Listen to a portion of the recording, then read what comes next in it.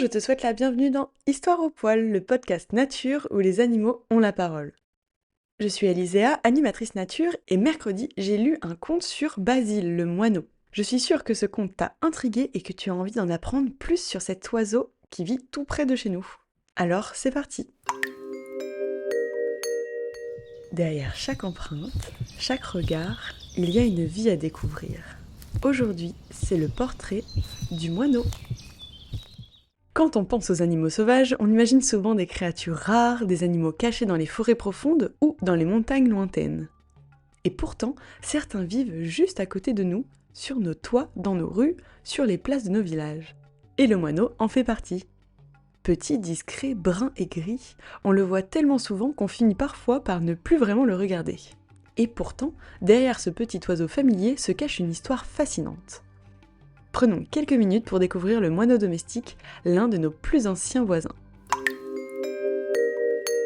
Comme je le disais dans le conte de mercredi, le moineau domestique est un oiseau qui a développé une relation très particulière avec les humains. On dit même qu'il est l'une des espèces les plus liées à notre présence. Contrairement à beaucoup d'oiseaux qui préfèrent les forêts ou les champs, le moineau, lui, aime vivre dans les villages, les villes ou près de nos maisons. C'est vrai qu'on peut le trouver sous les tuiles des toits, dans les trous des murs, derrière les gouttières, dans les nichoirs et parfois même dans les enseignes ou les lampadaires. En réalité, le moineau utilise les bâtiments humains comme des falaises artificielles. Et c'est là qu'il trouve des abris pour construire son nid. Et d'ailleurs, dans certaines villes, des chercheurs ont observé les moineaux et ils ont remarqué que les moineaux connaissent par cœur les horaires des terrasses de café parce qu'ils savent exactement quand les miettes vont tomber. Mais pour comprendre le moineau, il faut aussi parler de sa manière de vivre avec les autres. Le moineau est un oiseau très sociable. D'ailleurs, on le voit rarement seul. Souvent, ils vivent en petits groupes appelés des bandes. Ils mangent ensemble, ils se reposent ensemble et ils communiquent en permanence. Si tu tends l'oreille, tu entendras souvent leurs petits cris rapides.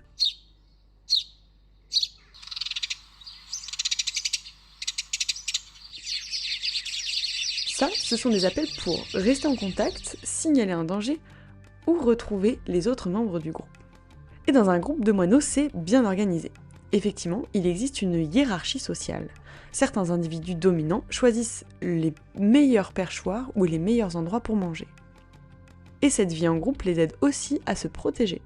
Car malgré leur intelligence et leur agilité, les moineaux restent de petits oiseaux vulnérables.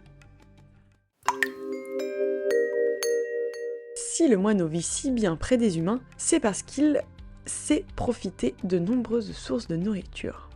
Son alimentation est très variée. Il mange des graines, des céréales, des bourgeons, des miettes et surtout des insectes. Les insectes sont particulièrement importants au printemps, parce que, comme je le disais dans le conte de mercredi, les petits moineaux dans le nid ont besoin de beaucoup de protéines pour grandir. Les parents passent alors leur journée à capturer de petits insectes pour nourrir leurs oisillons. D'ailleurs, un couple de moineaux peut apporter plusieurs centaines d'insectes par jour à leurs petits. C'est donc aussi un oiseau qui joue un rôle important dans l'équilibre des insectes autour de nous. Mais pour nourrir des petits, il faut d'abord construire un nid. La saison de reproduction des moineaux commence généralement au printemps. Le nid est souvent construit dans une cavité, donc on l'a vu, un trou dans un mur, une tuile, un nichoir ou un trou dans un arbre. Et le nid est fabriqué à partir de paille, d'herbes, de plumes et des petits morceaux de végétation. Dans ce nid, la femelle pond généralement 3 à 5 œufs, et la particularité des moineaux, c'est qu'ils peuvent faire plusieurs nichés dans la même année, parfois jusqu'à 3 nichés par an. Au niveau de la répartition, les deux parents participent à la couvaison et à l'alimentation des petits. Les oisillons quittent le nid après environ 15 jours seulement. Et très vite, ils rejoignent les groupes d'adultes. Mais malgré cette énergie et cette capacité à se reproduire, les moineaux doivent aussi faire face à de nombreux dangers. Comme beaucoup d'autres petits oiseaux, le moineau est une proie pour plusieurs animaux. Ses principaux prédateurs sont les rapaces, comme les éperviers par exemple, les chats, certains corvidés, donc les corbeaux, la famille des corbeaux, et parfois les fouines. Sa meilleure défense reste sa vigilance et sa rapidité. Les moineaux décollent souvent en groupe, dans un vol rapide et imprévisible qui rend la chasse beaucoup plus difficile pour les prédateurs. Dans la nature, un moineau vit généralement entre 3 et 5 ans, même si certains peuvent vivre jusqu'à 10 ans. Mais aujourd'hui, leur plus grand défi n'est pas toujours un prédateur, c'est parfois notre propre mode de vie, à nous les humains. Cela peut paraître surprenant car on a l'impression de voir des moineaux partout autour de nous, mais dans de nombreuses régions d'Europe, les populations de moineaux ont fortement diminué ces dernières décennies. Plusieurs raisons expliquent cela. Les bâtiments modernes offrent moins de cavités pour nicher.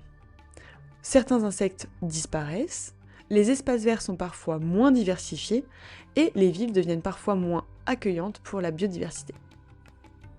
Le moineau n'est pas encore une espèce en danger critique, mais il est surveillé dans de nombreux pays. Et c'est peut-être là une invitation à regarder autrement ces petits voisins que l'on croit si ordinaires. Le moineau n'est peut-être pas l'oiseau le plus coloré, il n'a pas le chant spectaculaire du rossignol, il n'a pas l'allure majestueuse d'un aigle, mais il possède quelque chose de très rare dans le monde animal. Il a appris à vivre avec nous. Depuis des siècles, il partage nos villages, nos rues et nos maisons. Et peut-être que la prochaine fois que tu entendras son chant au coin d'une rue, tu prendras quelques secondes pour lever les yeux. Parce que parfois, les animaux les plus extraordinaires sont simplement ceux que l'on voit tous les jours. Et maintenant que le portrait touche à sa fin, on va conclure par le quiz. Première question. Les groupes de moineaux s'appellent des bandes, des troupes ou des hardes?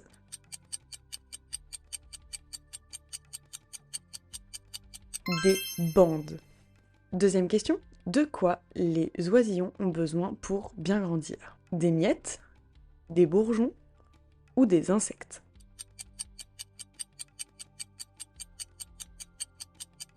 Et oui, des insectes, parce que les insectes contiennent beaucoup de protéines, ils en ont besoin pour bien grandir. Et la troisième question, les moineaux peuvent faire plusieurs nichés dans la même année, vrai ou faux?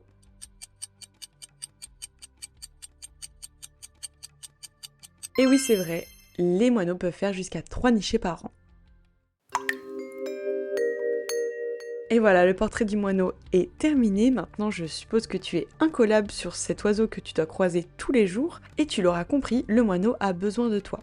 Donc pour l'aider, tu peux lui proposer un nichoir.